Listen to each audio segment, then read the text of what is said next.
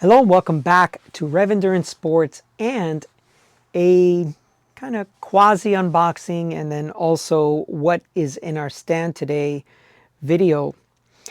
I have a customer and he has a set of Industry 9 wheels that we need to install. Wheels, tires, rotor, cassette, all that stuff. And they are Industry 9 wheels.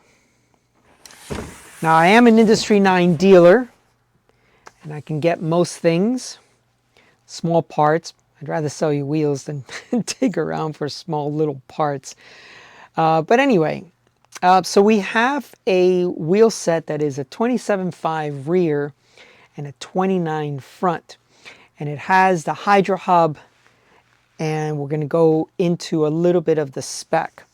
We're also going to install new tires on it.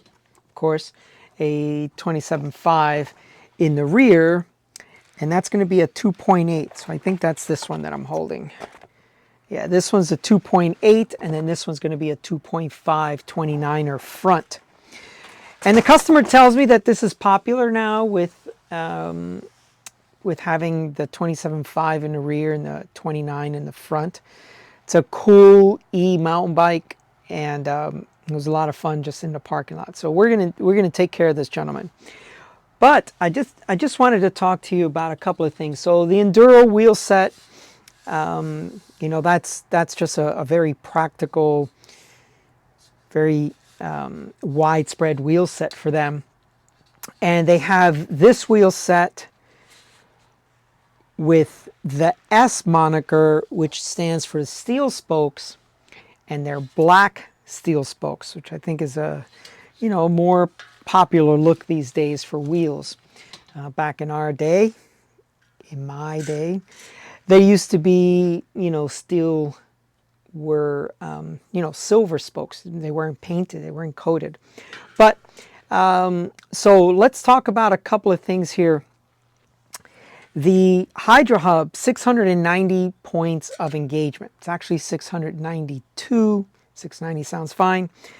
The engagement is every 0.52 of a degree.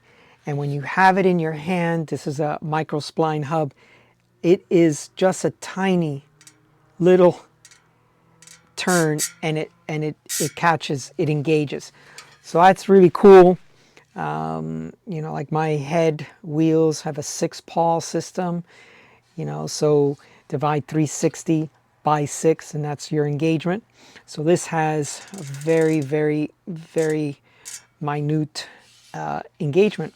And so they call that yielding telepathic control. Cool. As I mentioned, the steel spokes, these are 28 hole, and they are straight pull. So you can see that in the hub right there. Straight pull. And so the tires, you can accommodate 2.3 all the way up to 2.8. So we've got a 2.5 going in the front and a 2.8 going in the rear. Rider limit of 250 pounds, so that's pretty good. I guess they're thinking, okay, this person's also going to take a big jump, 12 feet jump off of a ramp. No, just kidding, but 250 pounds. And they come with a 2-year warranty. Now, if we talk a little bit more about the spec, we're looking at a front 15 millimeter through axle with your standard 110 spacing, and the rear is a 148 boost with a 6-bolt 6-bolt mount for the disc rotor. So, back to the standard 12 mil for the rear through axle. Now the inner width is 30.5 millimeters. Of course, it comes in Presta. So here's the thing. The Hydra hub, which I think is really cool, everything is machined in Asheville, North Carolina. Let me read some of this stuff to you. Just so, let's see. from turning and milling bar stock, 7075 T6 aluminum for the shells, axles, end caps, wire, EDM, cutting A tool, steel for the pawls, the goes on to our own in-house anodization lab. Every step of design, engineering, manufacturing, assembly is done on the premises. So that is super cool, right? You know, with all these Chinese wheels flooding the DIY market, the do-it-yourselfer guy, you know, just like I was talking about head wheels in a previous video, Industry 9, this is something that's, you know, assembled. The hubs are made in the US. So if you value American craftsmanship, this is a wheel set that you should be looking at. And of course, being a dealer, just contact me, send me an email, and we'll get you sorted out. So again, I am a bike shop. I don't push products I don't believe in, though. A quality product like an Industry 9 wheel set is of really good value. It's also, in this case, you know, being an aluminum rim, as many of you know, not a huge fan of carbon wheels. So a wheel set like this makes a lot of sense for my customers, or at least for my comfort level when I sell them a wheel set that they're going to go out there and ride pretty hard, my guess anyway. So anyway, that's the wheel set. Then we've got, because the rotors, the brake calipers are E23, which means the 2.3 thickness rotors. So we've got some rotors, E23 rotors, and these are big boys, they're 203s. So we're going to put those on, and then we're going to swap over the cassette, and then, you know, tune the bike. Oh, we're going to set this tubeless, but that should be a given. And then dial in the derailleur. Hopefully all the spec is just right, and there isn't much adjustment that needs to be done. We'll check the pads.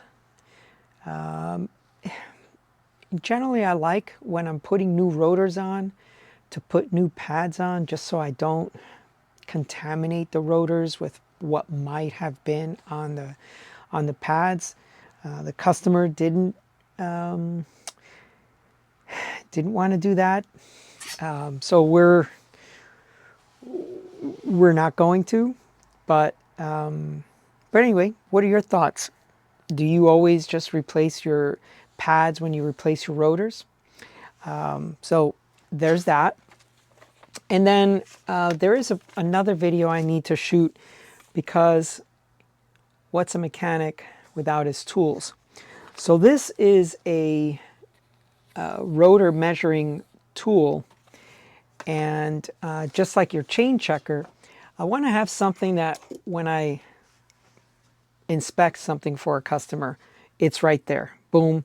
You know, you're messing around with the micrometer, you're trying to get measurements. I just don't want to do any of that. So something like a chain checker, you know, a disc rotor checker. So I'll talk more about that in another video. So please like and subscribe, hit that notification bell. And when we put this all together, we'll do a quick video of the bike with its new wheels. Okay, thank you so much for tuning in. Please like and subscribe. We'll see you up the road.